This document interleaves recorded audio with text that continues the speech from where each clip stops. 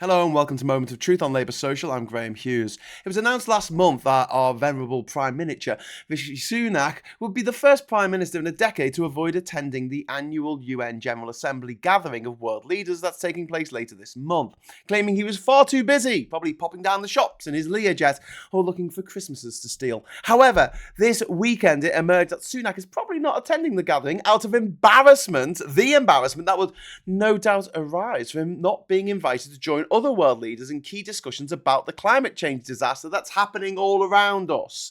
So the Foreign Secretary, James Stupidly, and the Deputy Prime Minister and Peanut, Oliver Dowden, are expected to attend the General Assembly in his place. The reason why Britain wasn't invited is probably due to Rishi Sunak and his party's wanton destruction of our shared environment, from them choosing not to force developers to add solar panels to new builds, the effective ban on onshore wind turbines, the fact they've not built a single nuclear power station in 13 years, the lack of investment in green energy infrastructure, their mealy-mouthed excuses about fracking, the evidence that has emerged today that the government has been breaking the law by allowing water companies to dump raw sewage into pretty much every watercourse in the country, their sluggishness in banning disposable vapes, to the absolutely shocking decision by Rishi Sunak himself to max out the North Sea extinction juice resources by licensing over 100 new oil and gas fields. But no worry, it's not like the number of climate catastrophes around the world are going through the roof or anything. This year alone, we've had a cold snap in Afghanistan in January that resulted in the deaths of scores of people, a massive ice storm across Texas and the Midwest of America, floods in the Philippines that caused dozens of deaths, and 2013 was just getting started. During the Brazilian Carnival holiday weekend in February, record-breaking rainfall led to floods and landslides in Sao Paulo, killing dozens. Cyclone Freddy walloped into Madagascar and Mozambique, a storm that lasted more than a month, one of the longest-lived tropical cyclones on record, and causing the deaths of hundreds of people. Meanwhile, California had something called a bomb cyclone that left 2 people dead and 100,000 without power. By April, as many Americans have been killed by tornadoes in the first 3 months of this year as were killed by tornadoes in the entirety of 2022. There were wildfires in Korea. Several countries in Asia, including Bangladesh, Laos and Thailand, shattered their all-time heat records. And Cyclone Mocha slammed into Myanmar and parts of Bangladesh, causing hundreds of deaths. Wildfires raged in Canada, reducing the air quality of the entire planet. Smoke drifted south over Montana, Nebraska, Washington and Wisconsin, blotting out the sun in New York before spreading out to the south and the west of the USA. A heatwave in June in India led to at least 170 deaths, and July the 3rd to the 6th were the hottest days on record globally for more than 120,000 years.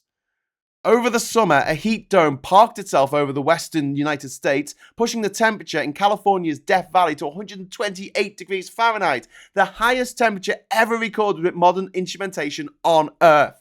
Devastating floods hit Haiti, North India and Pakistan, wildfires in Greece, Italy, Spain and Tenerife, the worst fires in Canary Islands have seen for over 40 years. The wet, humid, tropical Hawaiian island of Maui went up in flames, and California was then inundated by Tropical Storm Hilary, the first such storm to hit the southern part of the state in 84 years. And just this week, Storm Daniel has wrought devastation on a biblical scale to Libya. Derna City looks like a tsunami has hit it. Intense flooding to the east of the country has led to dams bursting, and 100,000 people are currently missing, presumed dead.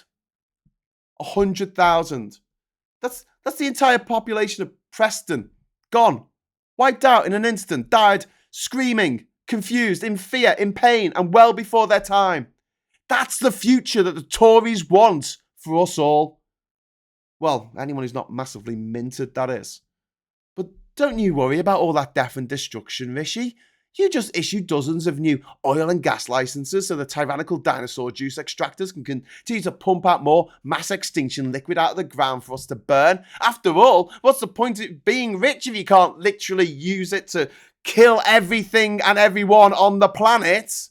I think he's like a doctor in the Black Museum episode of Black Mirror, the one who gets his rocks off on human suffering.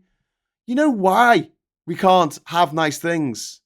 This is why we can't have nice things. Rishi Sunak, the Tories, the Brexiters, the braying toffs who have done nothing for this country, nothing for this planet except grind everything that was once good and decent into dust. The Conservative Party is where hope goes to die. No wonder the UN don't want Sunak there. He's a coward, a liar, a shill for the extinctionist fossil fuel companies, and the gormless face of everything that is terrible about capitalism. This is the man who lost to a woman, who lost to a lettuce, for heaven's sake. It's pathetic and further testament to the UK's monumental fall from grace in the eyes of the world. We need these Tories as far from the levers of power as it's possible for them to be. I hear the Mariana Trench is nice this time of year.